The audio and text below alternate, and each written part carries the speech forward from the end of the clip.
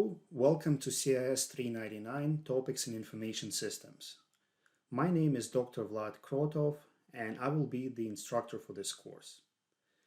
Now, before I say anything else, I would like to stress that this video is by no means a replacement for the course syllabus. After watching this video, you should still read the syllabus for this course, which is posted right here. In fact, I encourage you to read the syllabus a couple of times, and also you need to make sure that you read every section of the syllabus. Every section of the syllabus is extremely important in order for you to understand the course content as well as the rules, regulations, requirements, and policies related to this course and useful for all students at Murray State. So you need to make sure that you read the syllabus even after you watch this video. So that's what I would like to stress. Again, the main goal of this video is not to replace the syllabus, but rather to help you understand the content, the focus of this course, and also to help you to get started with this course in Canvas. So let's start with the first topic. I'll talk a little bit about the content of this course. As you know by now, the official title for this course is Topics in Information Systems. So as you will see later on, this course is comprised from a variety of topics under the umbrella of information systems as a professional field mostly, okay? Maybe at times you will feel like these topics are not directly related to each other, but again, they're all under the umbrella of the information systems as a professional field. So this is how those topics are related. And the reason those topics are a bit scattered all over the place is that this is a seminar course, and this is quite typical for a seminar course. A seminar course may not have like a central theme. It's rather a collection of topics. And those topics will hopefully fill you in on some of the professional skills and issues that information systems professionals can find very useful.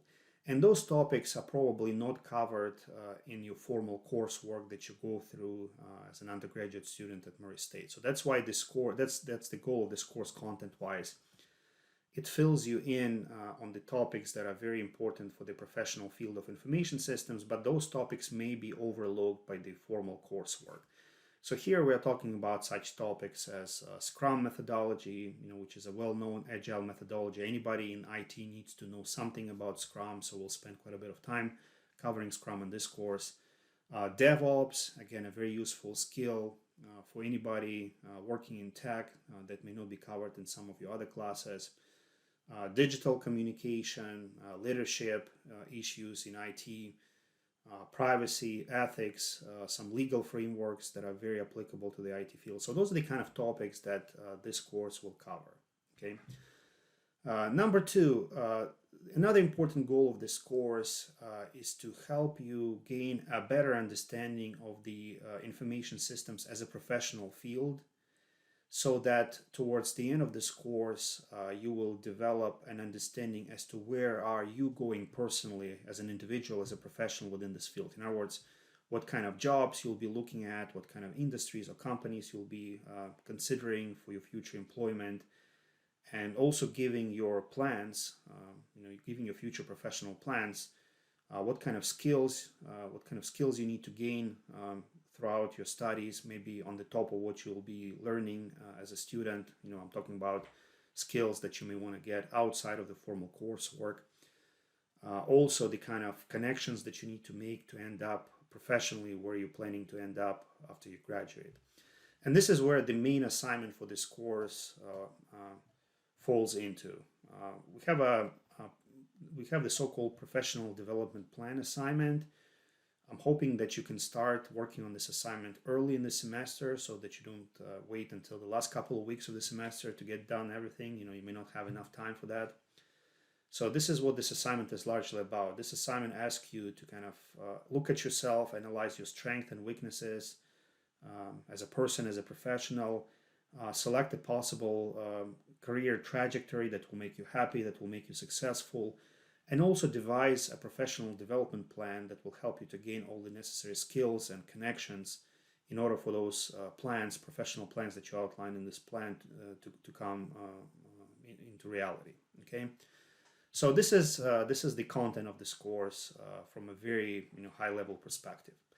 Now next I would like to talk to you about how this course is structured in Canvas. So by the time you watch this video, this course will be published, so you should have full access to the entire course content through Canvas. So I'm just scrolling down to show you that everything has been published. Now, as the semester goes, I may make slight adjustments to deadlines, so maybe I'll update some materials, but I would say that 85–90% of what you'll be using in this course is already posted here in Canvas. Also, the organization of this course is fairly linear, which means you start at the very top and then you proceed to the very bottom until the last assignment in this course, which is your CIS Knowledge Areas exam, and I'll talk about this exam a bit later. So you start at the top and you go to the bottom. And this course Q&A discussion thread is pinned at the top, so in case you have any questions about the course that you would like to ask me, please feel free to post it here. I would like to ask you to limit your use of email in relation to this course only to topics that are personal, it's something that you don't want others to see, it's something that other people may not benefit from. But if it's a general course question, then please post it here, okay? Because when I respond to your question, other people can see my response, so maybe they will benefit from that response as well. Also, if you think you know the answer to a question that a particular person in this class posted, feel free to answer as well, or share with us your take or your understanding of the issue. So that will be very helpful for others, and this is something that I would appreciate as well. So this discussion thread will be pinned here at the top. Also, I would like to ask you, if you want to contact me without others seeing your question, then use the Canvas email feature to send me an email. In that case, your email will be permanently attached to this course. I usually respond to emails quickly within the same day, but sometimes I'm busy, sometimes I'm traveling. So if something like that happens, I will not lose your email. I will be able to click on it and I will see exactly who you are, which course you are mailing about. If you send me something to my Murray State email account, which is listed in my syllabus, there's a big chance that your email may get lost. I'm receiving all kinds of emails from my coworkers from Murray State, so there's just a lot of things to go through. Plus, Gmail is using all those filters for spam, for sorting emails in the folder. So there's a greater chance that your email will be lost if you use my Murray State account. But you can still use my Murray State account as a third layer. For example, let's say the first layer is here, like you posted your question here. Let's say I did not respond for some reason. I don't think it will happen, but let's say I didn't respond to your question in a reasonable period of time. So feel free to send me an email through Canvas. And if that doesn't work, then please send me an email to my Murray State account. Okay. So this is something related to how we're going to communicate to this course. Now, during the first week, you will complete introduction to the course module. So the way the course is structured is that each module corresponds to a particular week. So this module corresponds to the first week of the semester.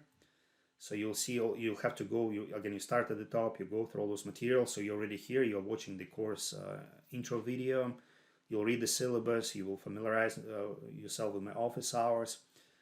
A few words about my office hours. I'm doing my best to stick to my office hours. Some of my office hours are in Zoom, some are face-to-face. To be honest, there's something going on in my personal life this semester, in the beginning of the semester, so I may not be, sometimes as diligent about attending to those office hours. However, I would like to offer you this. If you really need to see me about something, either face-to-face or in Zoom, just send me an email and we'll schedule an appointment that is convenient for all of us. I'm willing to schedule something even outside of office hours, if it's something very important. So in that way, you'll know for sure that you'll be able to see me at the time that is convenient for you. But again, I'm doing my best to stick to my office hours as well. Okay, you will also familiarize yourself with the lockdown browser software. We're not going to be using that much. The first quiz here, it's actually administered through lockdown browser. It requires that software plus a webcam. The reason I'm doing it here for this quiz is that I want you to be familiar with this technology if you're already not familiar with it. so that when you take the last 2 exams in this course right here, there will be no surprises, okay? So I'm kind of forcing you to get comfortable with lockdown browser during the first week of the semester, but I know a lot of you probably already took some exams or quizzes using that tool, so it's not going to be a big deal for you. So you'll take the quiz based on the syllabus and everything that you see here. Then I'm asking you to introduce yourself to others. You'll get extra points if you post your photo, a good photo where we can see your face. You'll get 5 points, 5 extra points if you record a video introduction, so we can see how you look like. We can also hear how you talk. That will be, I guess, valuable for this class because it's a 100% online class. We're not going to have obviously rich face-to-face interactions with each other. I'm also encouraging you to join our CIS group on LinkedIn. This is where we share all the announcements relevant for CIS, Computer Information Systems major. I'm also a faculty advisor for the Association of Information Technology Professionals, which is a student-run organization here on campus. We renamed it to Association of Information Systems Professionals, but the Slack channel that we're running for everybody involved with this organization still has the same name. So join our Slack channel. I highly encourage you that. You will find out what kind of events we have for this semester. There are a number of benefits in joining this organization. Not only you will learn something new, you will meet some people that may be useful for your career. We often invite guest speakers from various technology companies which are located in this area, so you can network about getting an internship, getting a job. Also, you can get bonus points. If the rule that I have in this class and some of my other classes, for every professional development event, I'm talking about a professional development event organized by AATP. So for any event that you attend, you receive 1% towards your final grade. The reason I'm saying professional development event, because we have some social events like gaming nights, quiz nights, movie nights and things like that. So unfortunately, I cannot offer you course credit for that. But if it's something related to professional development, like Scrum workshop, a guest speaker, then you will receive extra credit for this course. And again, after you go through all those items, let me know if you have any questions. This is the same course Q&A discussion thread that is pinned here at the top. And then you will go through those modules 1 week at a time. So next week, you will complete this module. As you can see in every module, everything is due at the end of the week. So I'm giving you freedom to choose the most convenient time for you to complete a particular module. So everything is due on Sunday, but again, I'm hoping that you're not going to wait on Sunday. I'm hoping that you will start as early as possible on each module. It's especially important for discussion assignments because, as you will see in that online discussion grading rubric, in order to receive full credit for an online discussion assignment, you need to respond to your peers, right? And if you're doing it, on Sunday, you may not have enough time to have like a meaningful response, meaningful discussion. So what I'm trying to say, somebody needs to do it early in the week so that people can respond to them, in the discussion thread, even if they're doing it late, right? So do it early. Don't wait until Sunday to start working on a module. So again, there is a module for every week. The only exceptions is that we have a week which includes September 5th, which is Labor Day. I don't have any deadlines for that week. And then we also have a fall break in early October. I think it includes like October 5 and 6. So there are no deadlines for that second week as well, the one that includes the fall break. So there's no module assigned to this week. However, I'm hoping that for the Labor Day week and for the fall break week, you will get started or continue working on your professional development plan assignment. Again, please don't wait until the last couple of weeks of the semester to get started. You're not going to receive a good grade. This requires quite a bit of thinking, quite a bit of writing. So you need to start working on this professional development plan assignment as early as possible, preferably during the week, the Labor Day weekend week. But again, if you have travel plans, I'm trying to make sure that I'm not interfering with those plans, so that's why I don't have any deadlines. But again, if you have some free time, then use it wisely and start or continue working on your professional development plan assignment. So we'll have introduction to information systems as a field, as a concept during week 4, or during those 2 weeks surrounding that Labor Day week. I'm asking you to get started on the professional development plan assignment by downloading, looking at the template. The template is not just a template, it also contains all the instructions for this assignment. Please take a look at the grading rubric, then take this quiz to show me that you looked over those materials, you understand the purpose of this assignment. Let me know if you have any questions. The report will be due on the last day of the semester. So I'm sorry, I may have to adjust the deadline. So it will be, I'm sorry, I need to adjust this deadline. It will be due before, it will be like 1 week before the last day of the semester. But your presentation will be, so it will be due on November 25th, right? So I'll change that. Now the slides and the presentation will be due on the last day of the semester. So I'm thinking that we're gonna do it on Friday of December 2nd. That's when you'll present your professional development plan in Zoom, okay?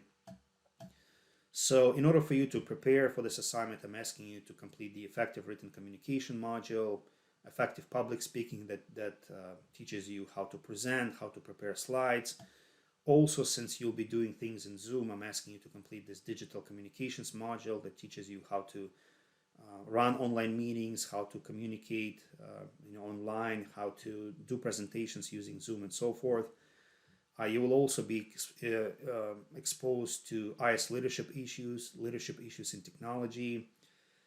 There is a week module devoted to Scrum Agile, which is a very useful project management tool. It's useful for learning how to lead teams, how to work in teams. Again, any IT professional needs to know that. There is a module on DevOps, ethics and privacy in the technology field, legal issues, what are the things that you need to be aware of from a legal standpoint when you work in the technology field. And then, during the finals week, you will take the final exam for this course that is comprehensive. It covers everything, everything that is posted on Canvas. And then, as the very last thing, I'm asking you to take the so-called CIS Knowledge Areas exam. A lot of people get upset about this exam and they complain to me about it, and I don't know what to do. I mean, I keep explaining to them like the purpose of this assignment, but they're still not happy about it. Well, I guess I can understand it. Nobody likes to get a bad grade. So let me explain this to you so that you know what this assignment is all about and you don't feel upset like I'm shortchanging you, with this assignment or anything like that. Look, this exam covers all classes in your CIS program, okay? Database class, programming classes, system analysis and design, so forth, right? Now, of course, at this point of your studies, you may not have enough understanding of those subjects simply because you haven't taken all of those courses, right? You will take those courses as you proceed as an undergraduate CIS student, okay? And that's why you may not be able to answer all of the questions in this exam, okay? The reason we have this exam here, it's a part of our assurance of learning system. It's a system that is designed for us to kind of gauge how well our program is equipping students with certain skills and knowledge areas, okay?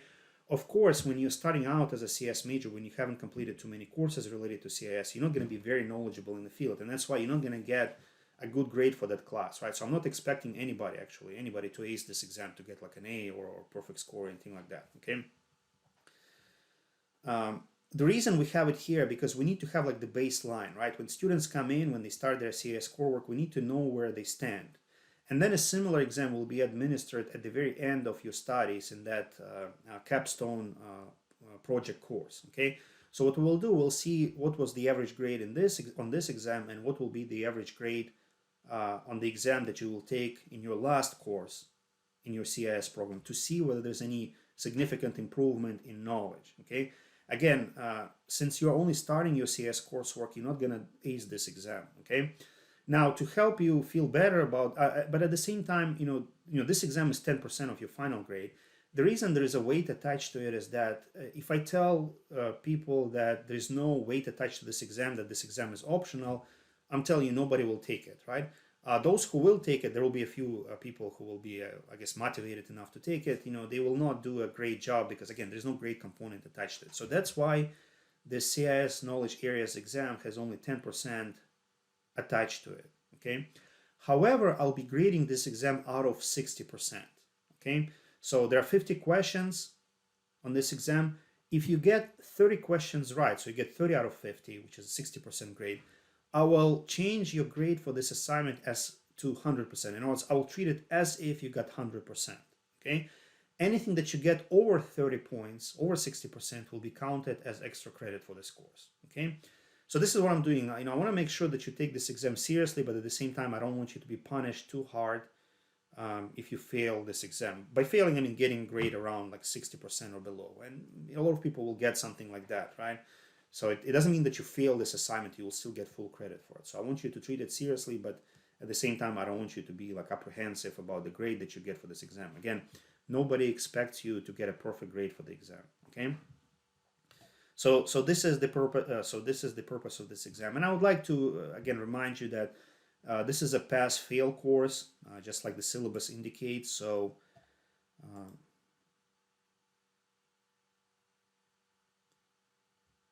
as you can see here, this course is graded as pass-fail, and in order for you to pass this course, you need to get at least 70%, right? So even if you lose some points on this exam or any other exam, as long as you're above 70%, you will pass this course. So no need to be concerned about the grade that you get for this CIS knowledge areas exam. If you do well throughout the course, if you keep up with everything that we are discussing, with all the quizzes, if you do a good job on the professional development plan assignment, you should be able to pass this course even if you don't do well on the CIS knowledge areas exam.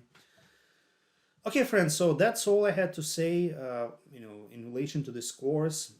Again, if you have any questions, something that haven't been covered in this video introduction, in the syllabus, in all those materials, feel free to post it here. Feel free to send me an email through Canvas if it's something that you don't want others to see.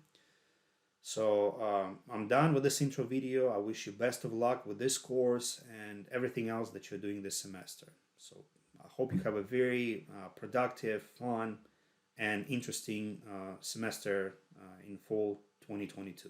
Thank you.